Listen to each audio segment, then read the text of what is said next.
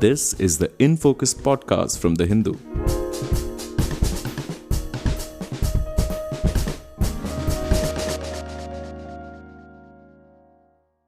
Hello and welcome to another episode of the In Focus podcast. I'm your host G. Sampath. The merger of Air India and Vistara Airlines would be complete by November 12th.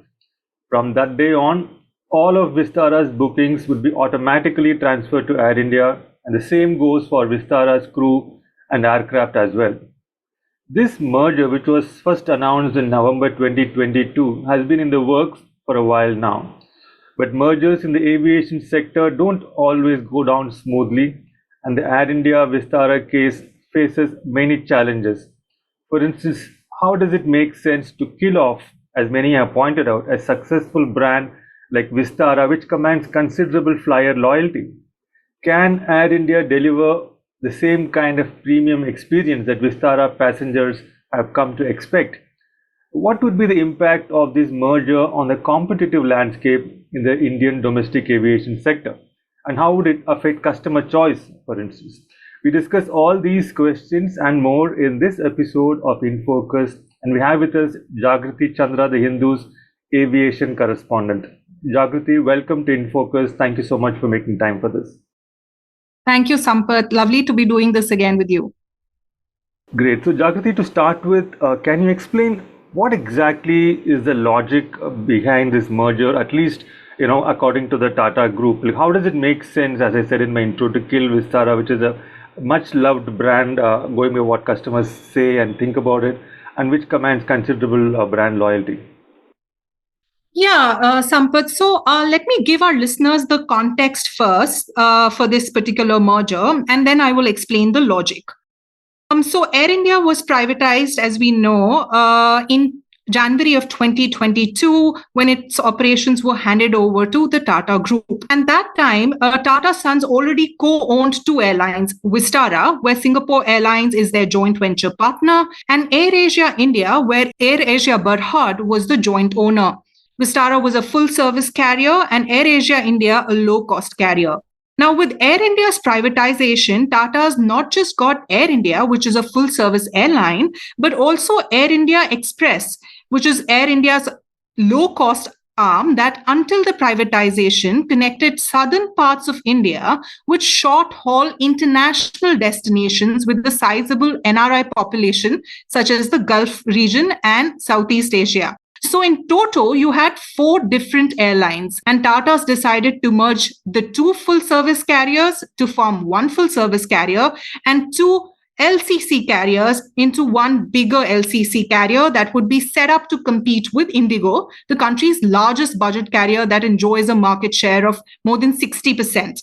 Now, with Air Asia India, Tata Sons bought out Air Asia's 16.67% stake and took over the complete ownership. Now, to merge Vistara into Air India, they struck a deal with Singapore Airlines, which had a 49% stake in Vistara. As part of the deal, Singapore Airlines would now own 25.1% in the entire airline group after an additional investment of rupees 2,058 crore investment. This is because their earlier stake of 49% in Vistara was found to be equivalent to 19.5% in the larger Air India group. So the rupees 2,000 crore investment is for the additional 5.6% stake that they are getting. They will also be pumping in capital investment of rupees 5,020 crore once the merger is formalized. Now, to answer your question on the logic of the merger, so Air India CEO Campbell Wilson on several occasions has explained that with Air India they plan to revive its global appeal and make it among the best airlines globally. And Air India has a better brand recall globally, unlike Vistara, which is only known domestically.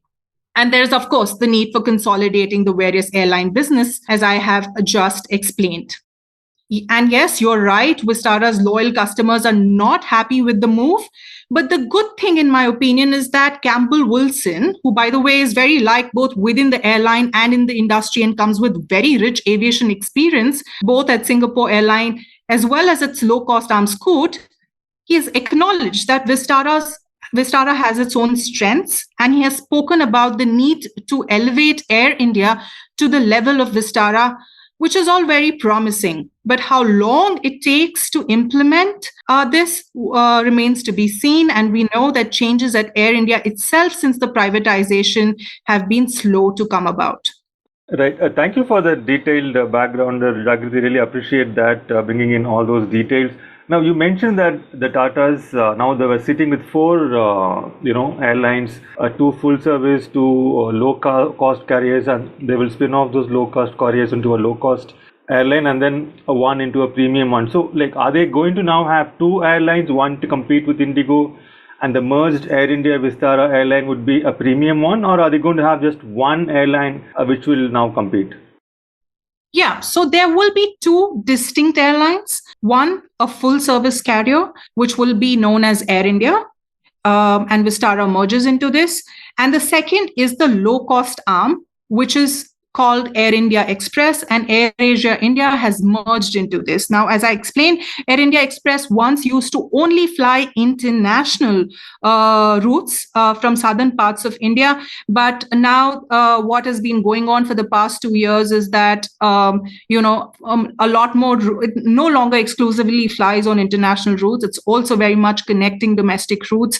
And within the Air India group, it's being pegged as Indigo's competitor, so it will have a much larger share of the domestic pie. We will see it fly on metro routes, metro to non-metro routes as well, whereas Air India will focus on the big metro routes and, of course, international routes. Right. So, I was just wondering, how are things going to shape up after November 11th? I mean, we have read reports that flyers bookings will be automatically migrated to Air India. So from November 12th onwards, let's say I'm a Vistara passenger, I've made a booking for December 10th on Vistara, and I'm going to be now flying on Air India. I mean, will I get what I paid for in terms of my expectations? How is it going to look like, or will it take a longer time frame for Air India to sort of step up to that kind of premium quality? So yes, Vistara, as we know it, will officially have its last flight on November 11. After which its flights will be operated by Air India. And if you've already booked a flight for travel after November 12, your bookings stay. But from September 3, you will no longer be able to book Vistara flight tickets for travel after November 11. Also, just to sort of give our listeners a flavor of what this really means. So after November 12, your flights will carry the Air India code instead of the UK code. Your boarding passes, etc., will possibly have the Air India branding. But as far as the look and feel is concerned, the aubergine livery, the ambient lighting, the crew uniforms, these will all remain unchanged for quite some time.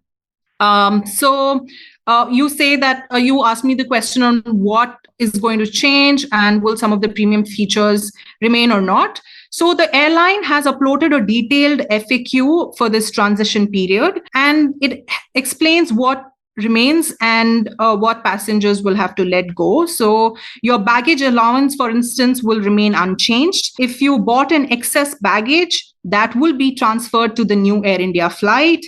If you paid for a preferred seat, that will turn into a complimentary seat and you will be given a refund. The meal selected when booking on Vistara will also remain valid if you're flying with Air India, except if you had booked certain special meal requests. I understand that on Vistara you can buy a chocolate or something, and some of these features will be discontinued. The lounge access purchased while booking on Vistara will also not be valid if you're now flying a flight operated by Air India. So you will be issued a refund. You will have to rebook lounge access because Air India does provide that. So Vistara has said that, they will provide regular updates on their website through emails. to the passengers on check-in requirements, lounge access, ancillary services, and all other possible touch points. But remember, all this is happening after Dashara and after Diwali, but just before Christmas and New Year's. So this is a crazy, travel season. Travel is at its peak. So it's going to be a bit of a challenge from the customer experience side of things, and the customer care centers will have their task cut out.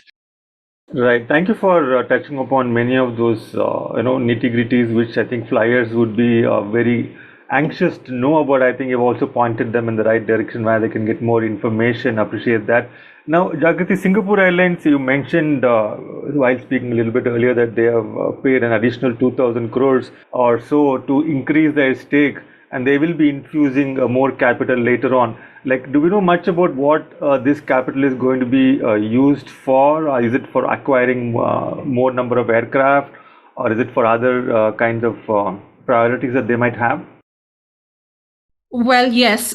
So apart from the 2,580 crore that they're putting in for the stake that they will have in the merged entity, there's also a capital investment of rupees 5,020 crore. It has not really been spelled out, Sampath, how this money is going to be utilized, but Air India has already announced plans to refurbish interiors of its entire wide-body fleet at a cost of $400 million.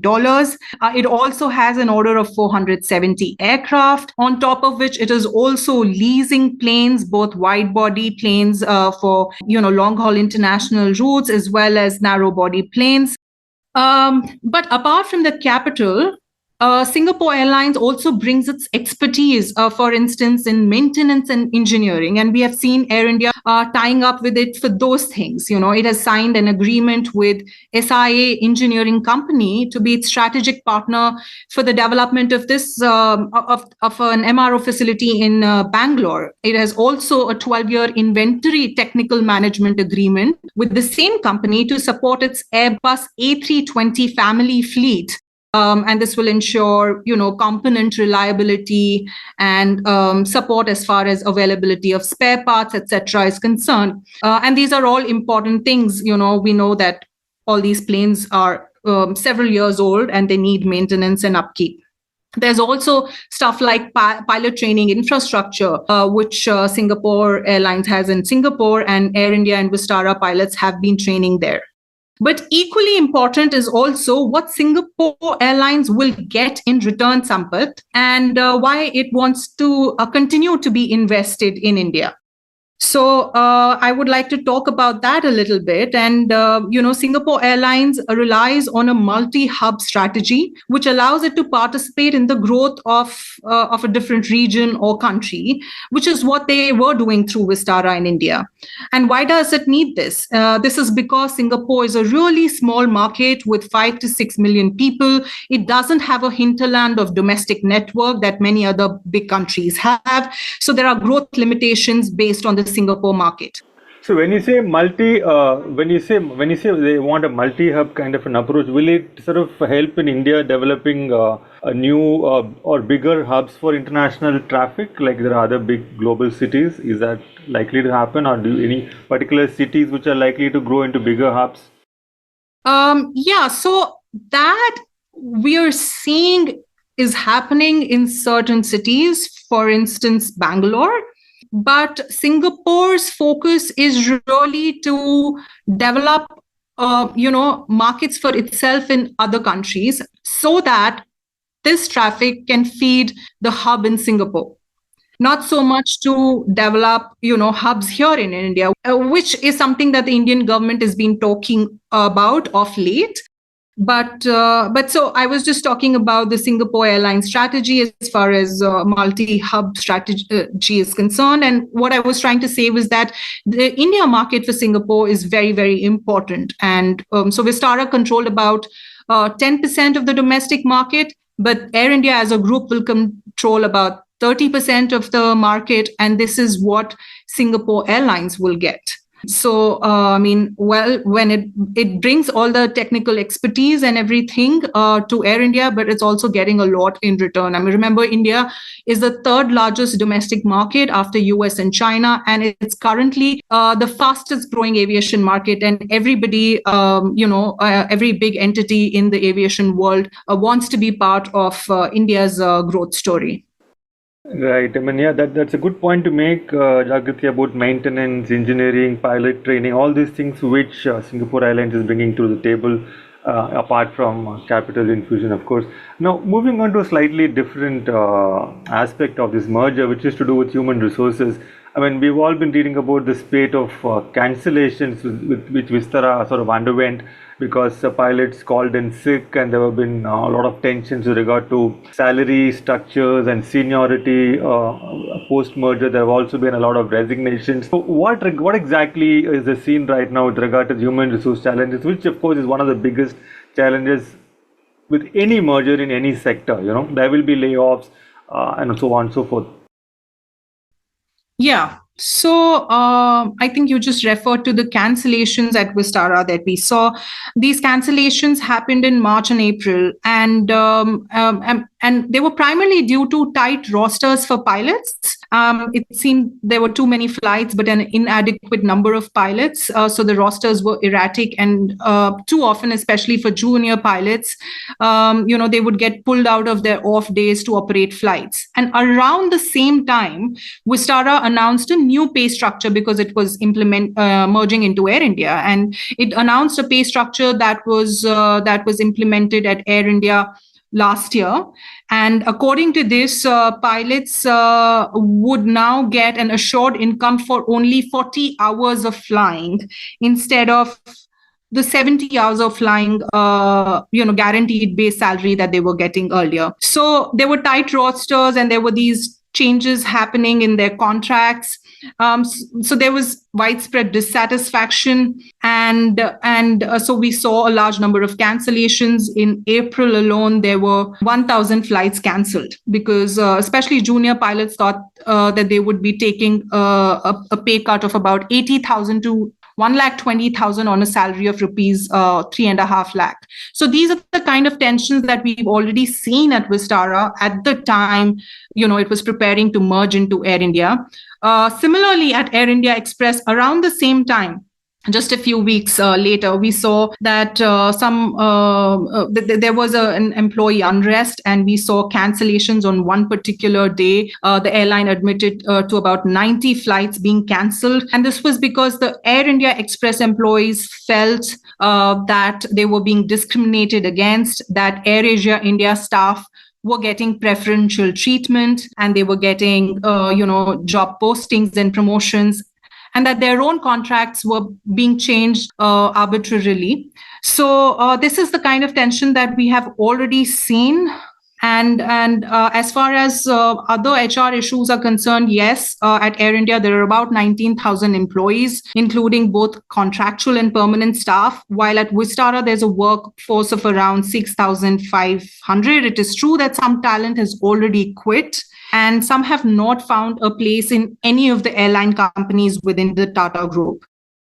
Would it be fair to say, Jagri, that of the talent which has quit, I mean, it's the best of the talent which has quit because they are the ones who have found jobs in other airlines readily because they are that good, and the airlines in the Middle East and so on? Well, some administrative and management staff have quit. And yes, some people say that more will go, and probably more from the, cockpit crew and cabin crew could go, because at the same time we are seeing Riyadh Airline also beginning to recruit the new airline in Saudi Arabia. But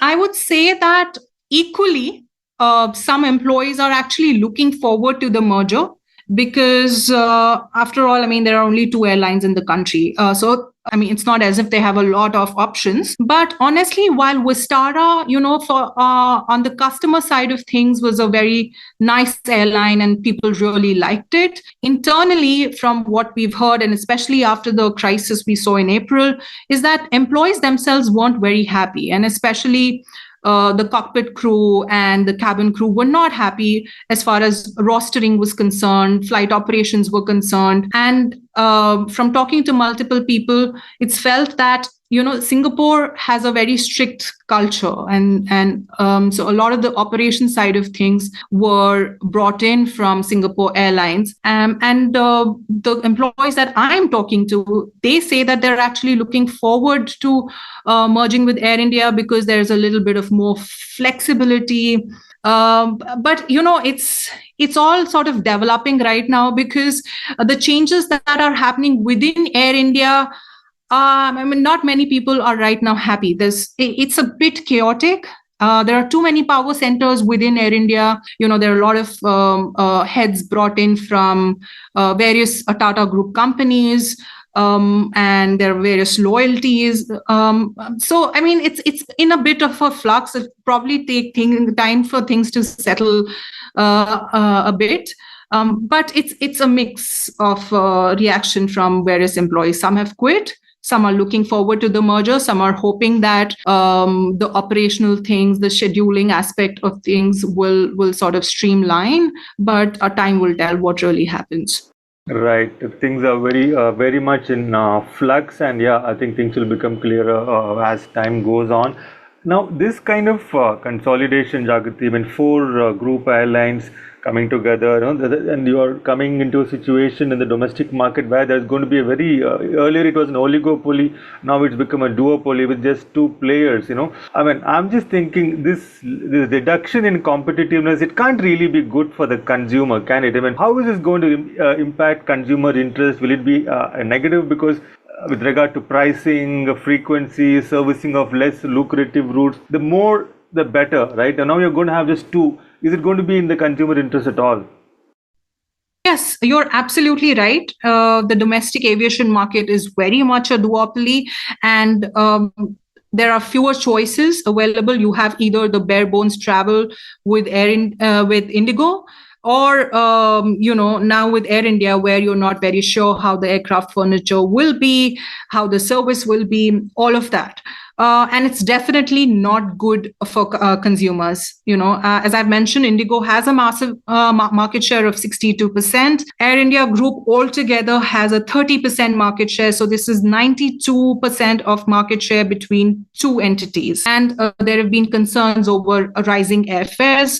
On the regulatory front, there hasn't been too much done as far as consumer protection of consumer rights is concerned. Yes, you've raised very valid questions. The size of the Indian market requires far more number of players. Since 2019, we've seen Jet go down, we've seen Go First go down.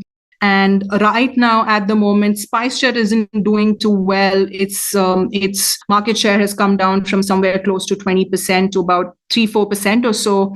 Then there is Akasa, which is just a very brand new airline, has a market share again around 4% or so, and now is also sort of hit by aircraft delays in aircraft deliveries. And look at other markets. The US, which is the biggest market, has about 10 airlines, out of which 3 are low-cost carriers. Look at China, for instance. 10 airlines collectively control 70% of the market share. And there are roughly 18 budget airlines as well as regional airlines apart from these 10 airlines. Yes, just to sort of draw a comparison between India, the third largest market, as well as the 2 of the other markets. So definitely not a good thing for Indian consumers. Right. Thank you for that comparison with the other 2 comparable markets, Jagriti. India is the third largest, and if you look at the biggest, the US, as you said, they've got 10 airlines. China has 10, and India, which is the third largest, has just 2. And as you rightly said, I think the size of the Indian market definitely requires far more number of players. Absolutely, of course, from the consumer point of view. Now, looking at mergers in general, in the aviation sector globally, there have been lots of misses, perhaps more misses than hits. What, very quickly, what according to you would be the biggest, or say the 3 biggest challenges that Tatas face as they try to pull off this merger? So there are multiple aspects, Sampath.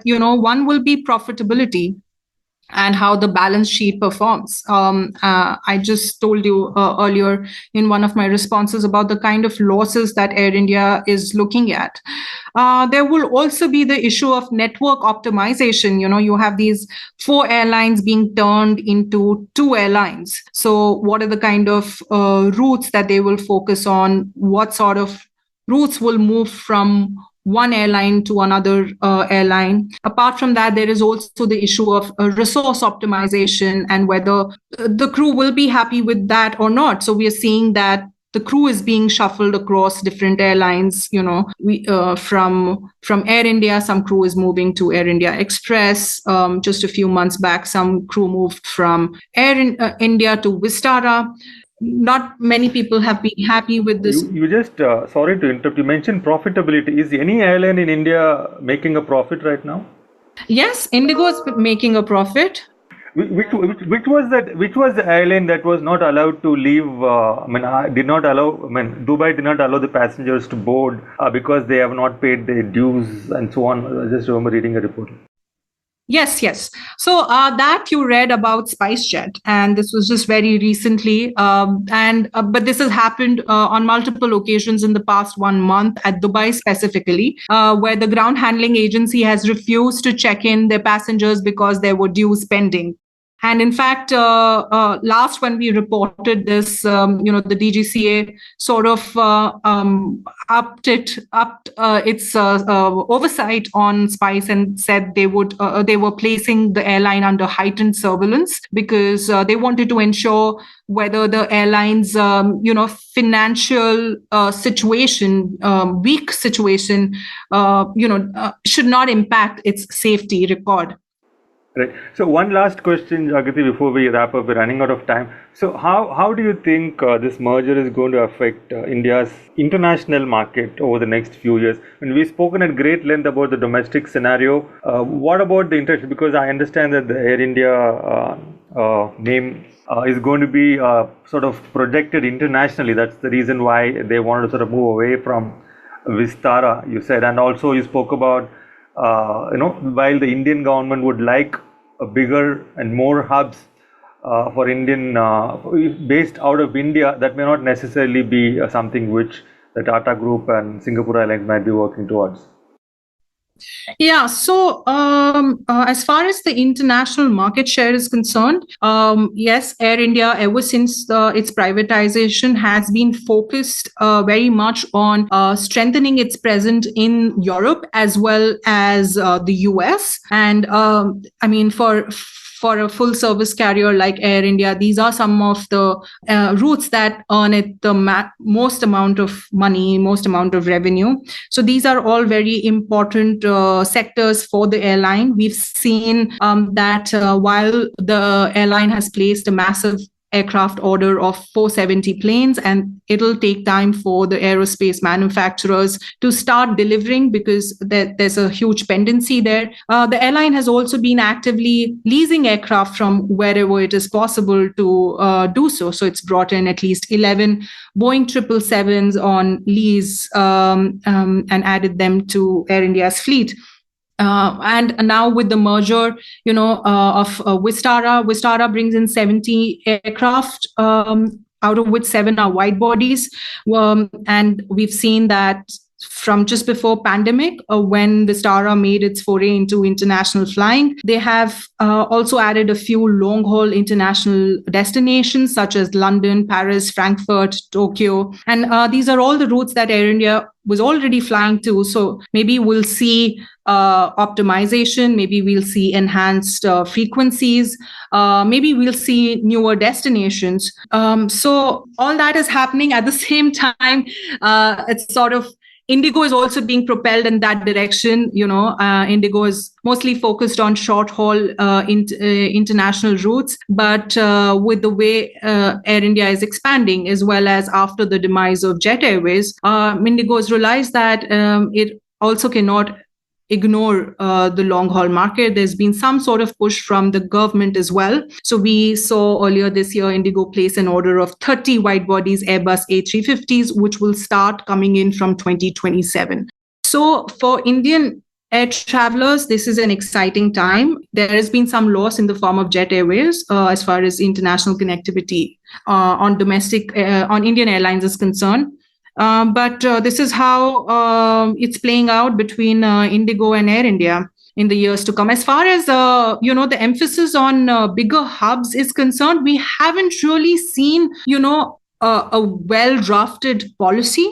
There's just nudging happening from the government, where it's asking airports to, ensure that their different domestic and international terminals are better integrated so that international passengers arriving into India have seamless connectivity to domestic terminals. But a lot really needs to be done. A lot is, required. For instance, seamless connectivity with other modes of transport, roads, railways.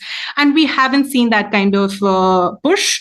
There's criticism within the government. They talk about the need to sort of also look at immigration, make that very smooth. But that sort of focus has not come from the Ministry of Civil Aviation as of now. It's just pushing the airports to do more and more. And we're seeing exciting stuff even at Bangalore Airport, where it has a lot more international connectivity over the past 2 years. And Air India is establishing a hub there in Bangalore as well. But as of now, it's just left unto the airports.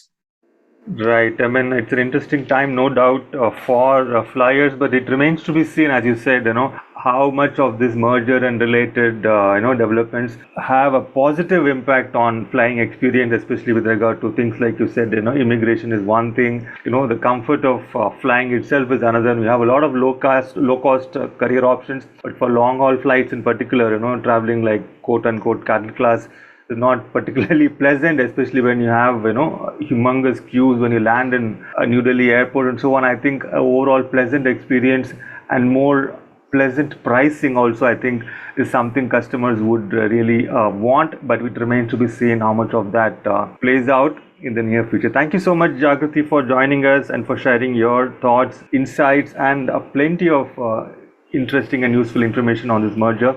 Thank you so much. Pleasure talking to you. Thank you, Sampath. In Focus will be back soon with analysis of the biggest news issues. In the meantime, you can find our podcast on Spotify, Apple Podcasts, Stitcher, and other platforms. Just search for In Focus by The Hindu. We'll see you soon.